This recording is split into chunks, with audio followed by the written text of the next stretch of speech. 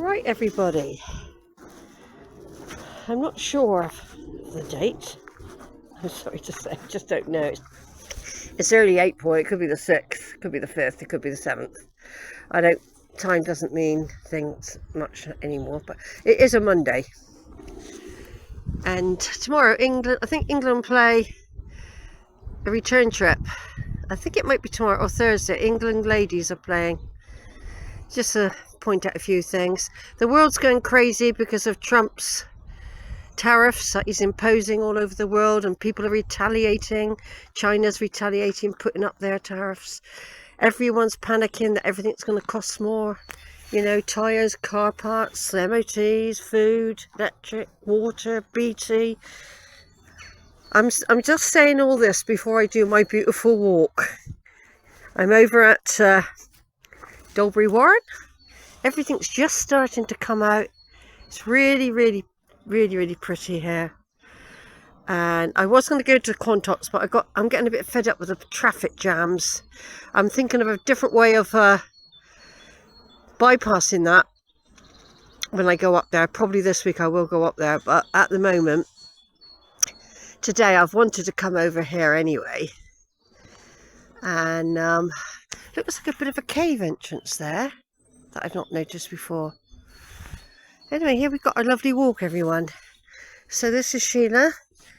It's April and we've had some lovely weather. I was out the other day over on Shoot Shelf Hill, doing some quite a few parts I did to that. And today I'm over here, which I have videoed many times. Now, one of the aims is to get to the Rowberrow camp. Now, up here we've got Dolebury Hill Fort, more often referred to Rowberrow Hill Fort. I think they share the title. This is a massive fort, which I've been up this year. I've been all around it. And I've been up and down here a few times this year already. And I was going to just wait for slightly drier weather before too much growth so that I can get over to Rowberrow camp today. I have a little wander around it, then come back along the stream. I'll have to come back this way, but it's in reverse, so it's always a different perspective. And I haven't brought my new phone, my new camera today. I thought I'd give Kodak another go. I have ordered a new battery for Kodak. It can take anything from 3 to 4 days. I've got a tracker. I've got to work it all out yet, how I do that. But yeah, so that's I've ordered that, so that when I go on my family tree trip, I'll have 2 good cameras, well, and the mobile as backup. The mobile is quite good, and I've worked out how I've been doing by accident slow motion on this, which is very annoying. I've only just worked it out.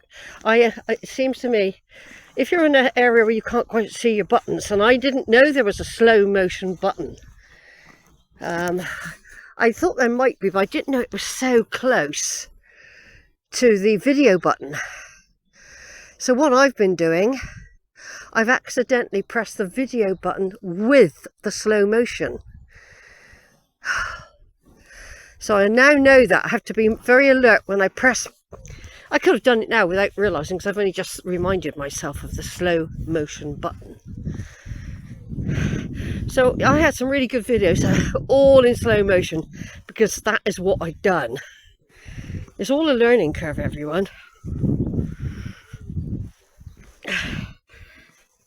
Yeah, so I've ordered another 32 gigabyte card. I've already got another one. I like to load up with cards, and I'm going to get another 32 or 25, whatever it is. So this phone, I'm going to get another memory card for this one as well for backup. And I don't really want to unload onto the laptop, because I had great trouble getting the stuff off. But of course I have learnt since last year how to link up my main computer to my laptop and my phone. Now I didn't know that. I didn't know how to do that last year. Phone link it's called. Which also means I could transfer my photos, which I will practice with this week, from my laptop onto my main computer. Because I lost an awful lot of photos last year when I went to Suffolk. They were fine on the mobile, but when I tried to put them on the computers, that they were ruined. So and they said that, well, they said the memory card was corrupt. But I don't know if that's true. Anyway, folks, I'm going to turn off. There's somebody coming. I'm not sure if they're coming this way. Yeah. So anyhow, that's the hill fort up there. You might just be able to see the top of the hill fort. See that grey bit? That is the top of the hill fort, folks, which I often walk along. Over and out for now. Right, look at the stream. I've just noticed the stream is totally dry. For some reason they've got a way of redirecting it, I think. It can't just have dried up on its own like this. It's got to have been controlled by the water board. Now there is a little bridge going across there. And if you look over there, there's a pathway. If you follow that pathway, you come up to a sort of very minor road and you just walk along it a bit and you can come to the church of Rowberrow. I keep meaning to go and do that again and walk back to Shipham that way. Keep meaning to do that and see if I can get in the church. Yes, but it's a lovely day. So what I'm just going to do now, on this part of the walk, is find out when the stream starts again. Because it seems a very strange thing to cut the water off this time of year, doesn't it? If they're redirecting it. Maybe they do it. Maybe they do a week in one area or a month in one area, because this looks bone dry. Doesn't look like it's had any water for quite a long time. So that tree, which probably usually relied on the stream, and all the other vegetation that usually relies on this very, very dry stream. Look at it. I know they've been redirecting the water. It's interesting though. Now there's quite a good view of the hill fort up there, look. The ramparts, which I usually walk along on the top there. That's quite a good view, isn't it? I'm going to turn off and take another picture. God, you've got some beautiful walls, these. I wonder if they'll ever repair these walls. I think they do repair the odd bit. Look at all the green, everyone.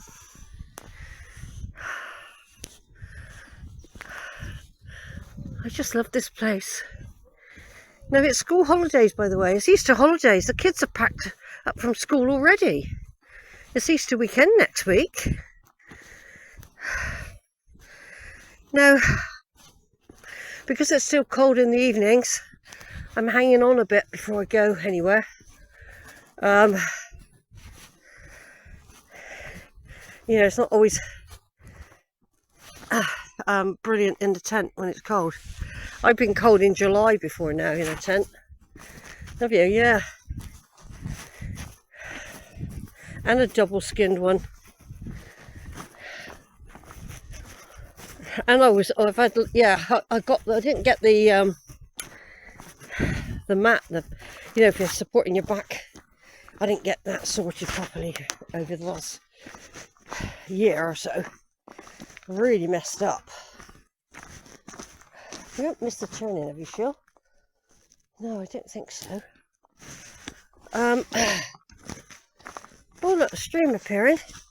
So anyway, I've got another mat. Little stream coming out the side of the hill here.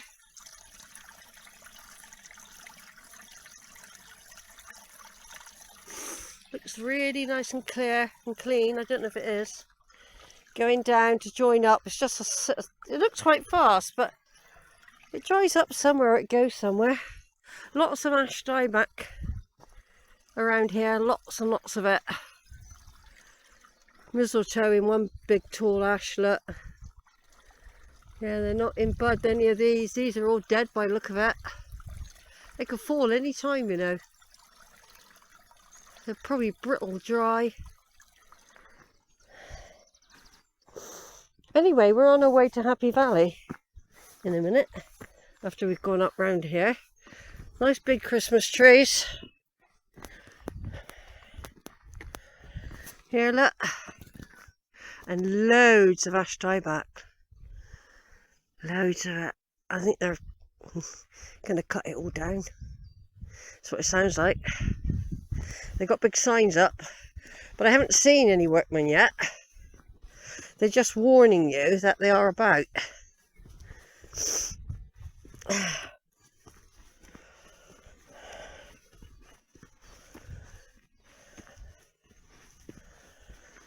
Warning, forest operations.